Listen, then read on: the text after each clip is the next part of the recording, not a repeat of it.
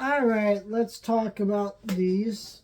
I'm very excited to talk about these Tron 4K Steelbooks. Also, not very excited, and we'll get into why in just a moment here. But can we just take a moment to at least be grateful that we got these on 4K? Because despite these being major movies that Disney's like still making a sequel to and shit, these feel like they were just never going to come, which is kind of absurd knowing what these movies are. The 4K format is really made for movies like this and Dune and other things like that. Movies that are like visual effects spectacles being upgraded to this quality format. I mean, don't get me wrong, I enjoy like movies like Casablanca and movies like that getting upgraded as well. And I don't disparage that in any form, but these are movies that I think when you think 4K upgrade, yeah, these are the movies you want to see get the upgrade. So, not really sure why they waited so long, but it is so glad to have these. And I don't know, but let's get into the... So let's just address the elephant in the room. The problem with these releases, I think, is obvious. They're doing the Steelbook shit again. These were like $40. They're gone. You cannot buy these anywhere. And they're ridiculously fucking overpriced. I mean, $50 almost for a release like this, and they're gone. I pre-ordered these day one, but I don't. But in this case, I understand it so little compared to the other ones, because the point of putting these out is, hey, we have a new Tron movie, let's put these out. So they put these out because they're trying to sell, a few copies for the new Tron movie, get people excited, right? But then they don't do fucking slipcover versions. And so these are gone. And so, like, is it really going to get people excited or just make people pissed off at you? And also it's like, how can these already be sold out if you knew that you were putting these out to coincide with the release? Doesn't make any sense. Why do they choose to do it like that? I think it's shitty.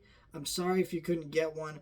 I luckily got mine, but I do not say that glowingly. I really wish everybody had been able to get these. These are amazing steelbooks. And honestly, I would have rather had slipcovers, but we didn't have that option. So, but whatever. Let's get into these. Start with the first one. Here's the artwork. I've shown this before, but I'm just going to show it again. There's the 4K disc. It is the same Blu-ray disc as the original Blu-ray. I think Tron Legacy is also the same. I'll talk about why that's annoying. But, there actually was a lot of restoration work, and when you watch these releases, you can actually tell that. Like, there's a massive improvement, especially on that first one, because that first one, when they put that out on Blu-ray, I think that was like 2010 or sometime around then, and that is over 20 years ago now, if you can believe that. So, that is a crazy... long time that movie has been on Blu-ray, and you can actually still rent that Blu-ray for relatively cheap for $10, which is why it's so insane to me that you can't get the new 4K version without paying buco bucks when you can get the Blu-ray version for like $10.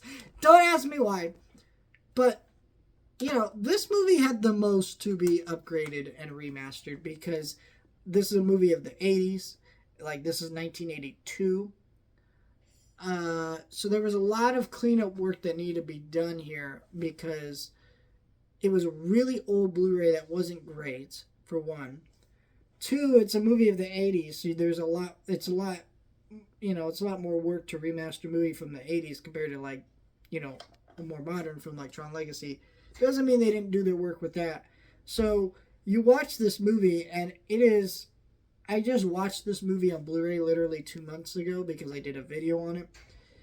And it is night and day difference. This movie is gorgeous on 4K. I almost felt like I was watching a different movie from the last time I watched it because of how just brighter and cleaner everything looked. It just, you felt everything popped off the screen a lot more. I felt like, I think they did a new Dolby Atmos track for this. I'm not certain on that, but I felt like if they did, I could tell it was a lot cleaner, the audio. I felt like everything just popped in the right way. Disney 4K releases are a little bit sketchy because I feel like they are one of those studios that really does want to make their films look cleaner than they actually ever were to begin with. So, I'm very surprised with how clean this movie really looked. And it not seeming like a problem, basically. Tron Legacy, on the other hand, I will say this is the lesser of the upgrades. That doesn't mean it's any worse than the other one. It just means that, like, you're going to notice the difference less. But again, I still noticed it quite a bit more. Everything was just a lot cleaner and looked really good. The movie popped a little bit more, like visual effects. Still, I think where this one got cleaned up a little bit more was audio tracks. I also read possibly, I don't know if this is true, that they did clean up some of the Jeff Bridges CGI. Because if you know Jeff Bridges, he's in these movies, and the second one he had to like de-age a bunch, and it does not look great.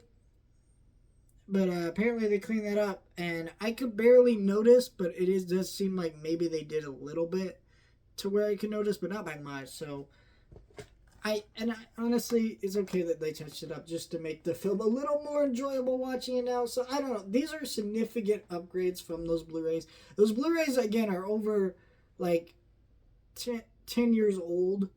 And yeah, so that's why one problem I have with this release, it's not a big problem, is the Blu-ray disc included the original Blu-ray disc. And the problem with that is usually when you upgrade something like this and you put a Blu-ray disc in here, they don't put that original Blu-ray disc. Warner Brothers does that, and a couple other studios have done that, I noticed.